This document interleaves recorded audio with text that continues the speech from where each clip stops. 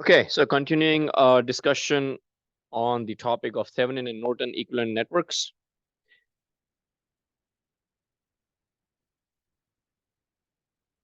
Let's see. Section 04.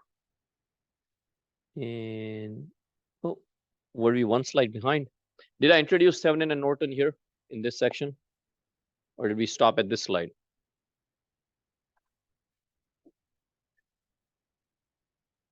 Okay. So I did. Okay. All right. We might have been a little behind. Okay. Did I explain? Okay. So this was an example that I used to just show where a Thevenin and Norton theorem can be applied. Right? We're trying to find an optimal value for a component in the circuit so that the voltage or the current for that component is within a certain spec.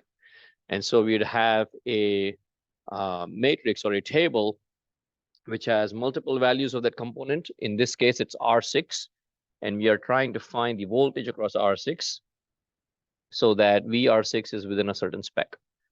So we'd have to perform multiple analyses to actually find that optimal value.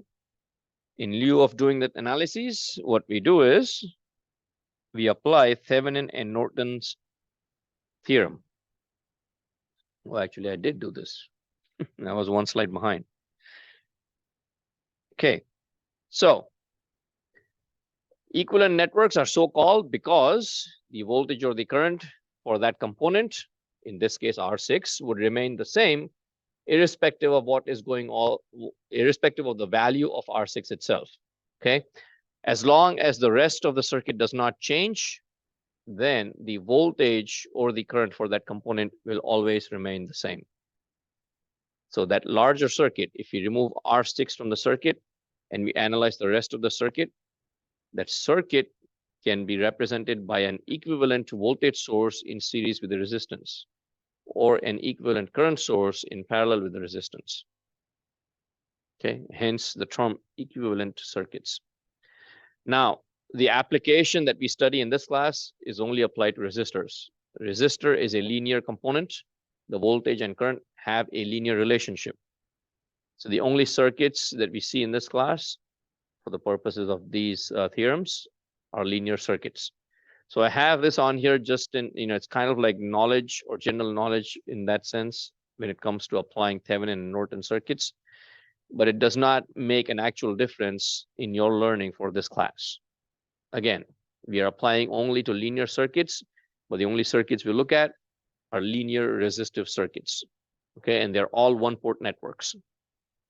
So you don't have to worry about these points. Okay, so continuing on with the same example, I have two slides which have walls of text. Typically, my slides do not have a lot of text. Okay, that's not how slides should be. But these two slides are very important. And so I've summarized everything about Thevenin and Norton in these two slides so that students don't have to note everything or I don't miss out on anything. Okay, so we have three components. I'm going to start with point number 8. Okay, we have three quantities that we are trying to determine. We are trying to determine the Thevenin resistance, the Thevenin voltage, and the Norton current. So three quantities, three different circuits. We perform three separate analyses to determine each quantity. Again, we take the original circuit and we modify it 3 times. And each of these 3 modified circuits are independent of the other 2. So the results that you obtain from one circuit have no bearing on the other 2 circuits. So actually, let me draw this out here. So if this was my original circuit here,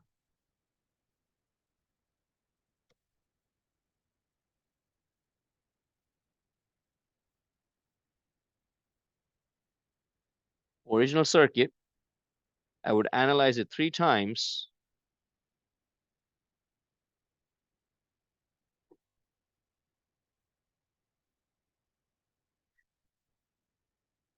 Once for VTH, it's for RTH, and then a third time for IN, Norton current.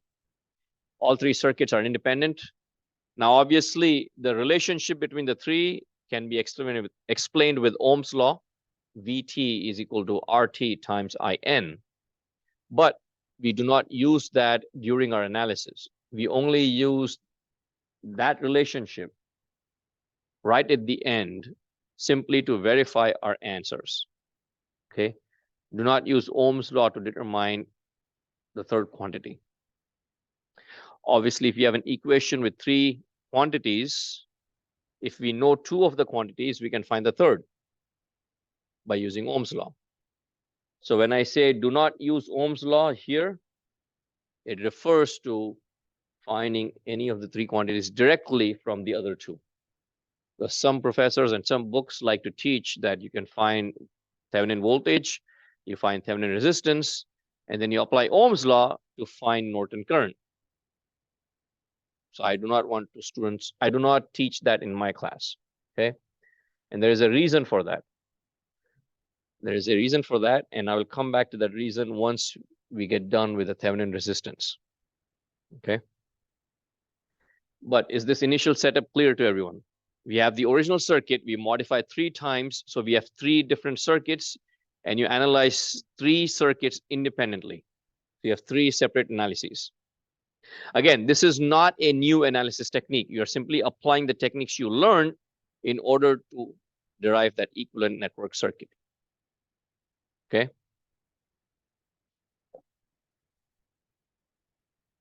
So let's look at Thevenin resistance first.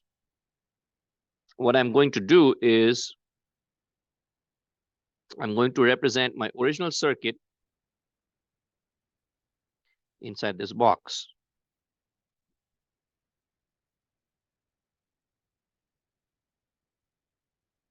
I'll still use the same terminology that I used previously. R6 is not part of the analysis. R6 is removed, right? So we are looking at the circuit from the perspective of R6. R6 is not part of the analysis. Once you remove R6, now your terminals are open. Okay. You perform all 3 of your analyses from the perspective of those open terminals. So what you're doing is you're simply measuring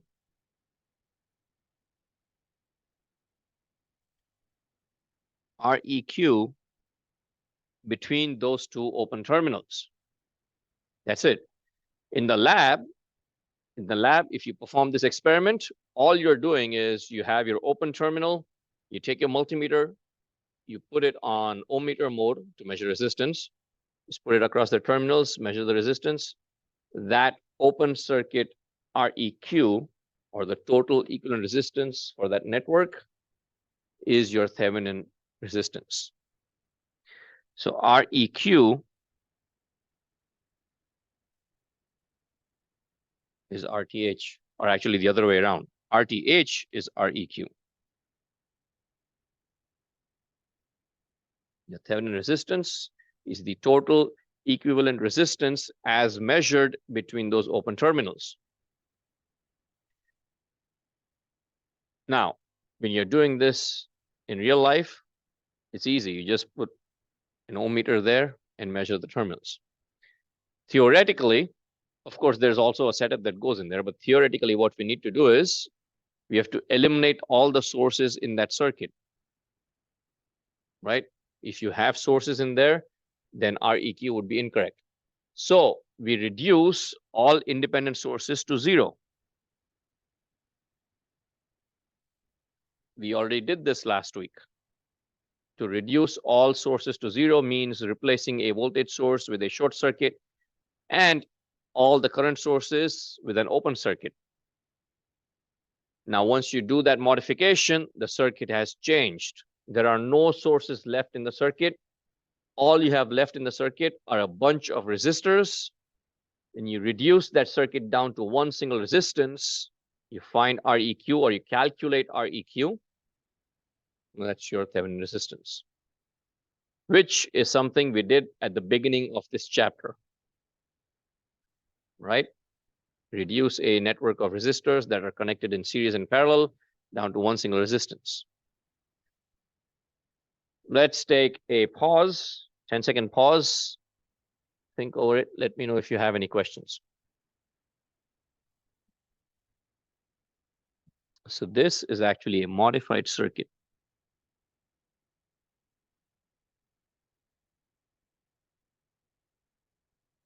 Modified circuit.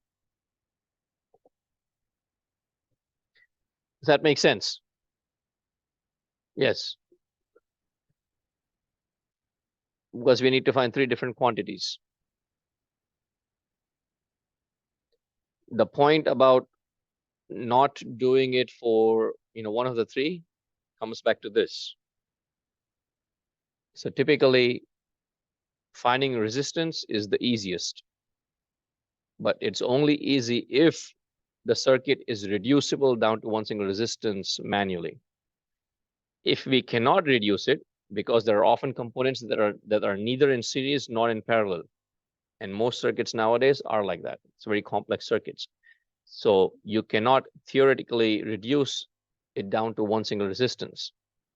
And in that case, that brings me to the point from earlier, is you would find the open circuit voltage, or you would find the Thevenin voltage, then you would find the Norton current, then you apply Ohm's law to find the Thevenin resistance. Because this method would not work,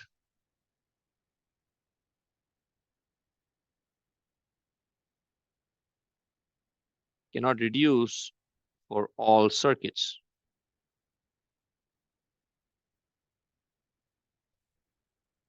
All circuits are not reducible. Okay, so if a circuit cannot be reduced to a single resistor, you cannot calculate Req. So in that case, you would actually apply Ohm's law and determine RTH from VTH and IN.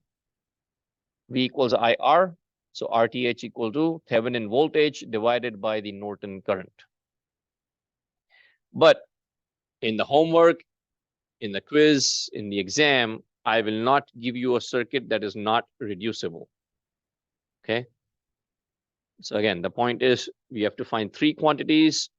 So we perform 3 independent analyses. Students should be able to find Thevenin resistance, Thevenin voltage, and Norton current independently.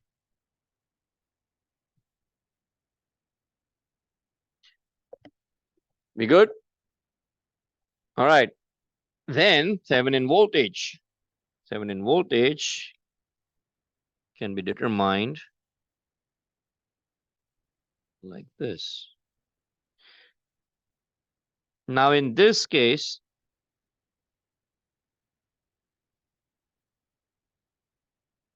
we are looking at the original circuit. There is actually no modification to be done here. The only modification is we removed R6 from our analysis, and we would simply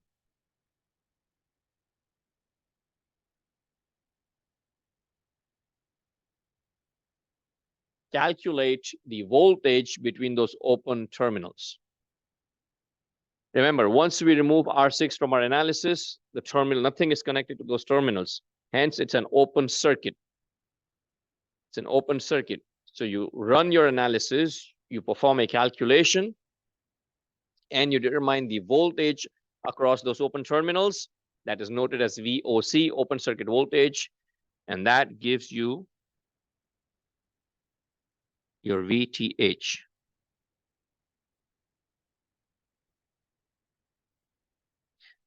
So again, this is a modified circuit because it does not have any sources in here. No sources.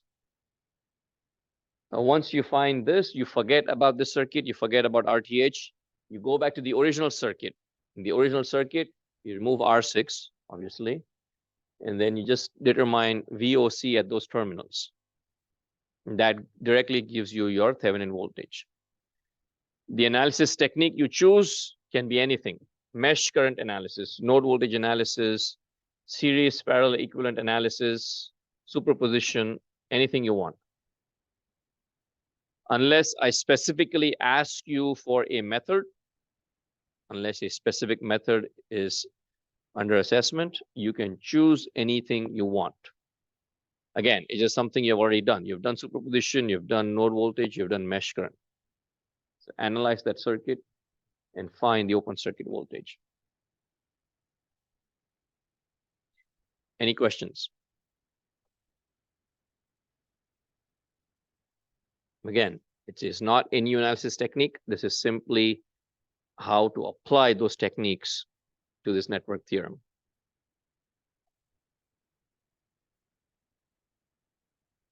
And then 0.7 for Norton circuit is pretty much the same. The only modification we make is this. Current needs a pathway to flow through. And so we take the original circuit with R6 removed, and we place a short circuit wire between those terminals.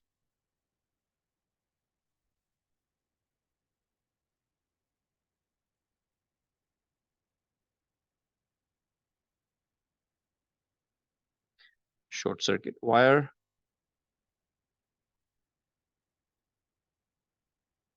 And that is known as ISC. And ISC would be our Norton current.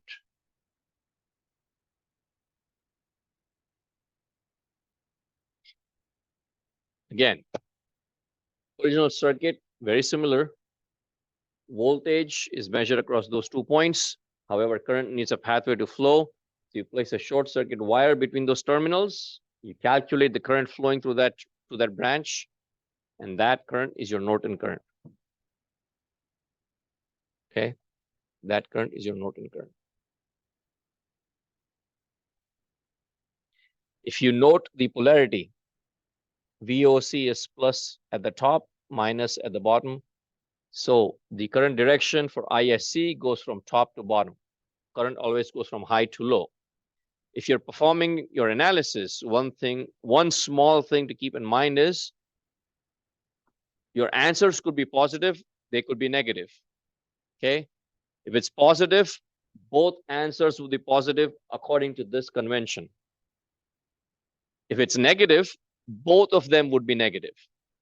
But you cannot have one positive and one negative. That is simply not possible. Okay, VOC and ISC would be related to each other. So the current direction has to match the voltage polarity. So if you get VOC positive and ISC negative according to these directions, then one of your answers is incorrect. That is another verification check.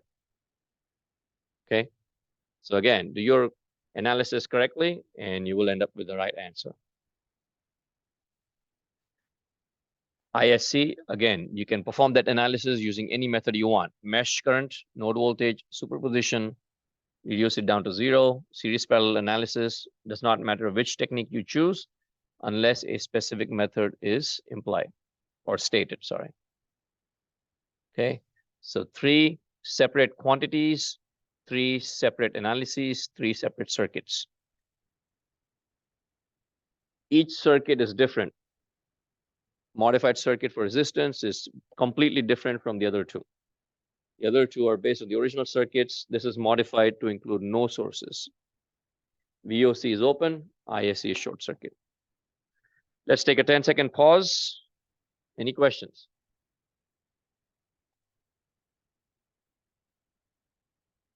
Any questions at all? Is Norton voltage the voltage that goes through the Thevenin circuit, or is it the Norton circuit? No, the Norton, there's no such thing as Norton voltage. It's Norton current, and the Norton current is only with the second quantity. It goes through this pathway right here, ISC. So And that's the current that goes through the parallel circuit that you showed us from last week, right? that is in place of R6. It is a modified circuit.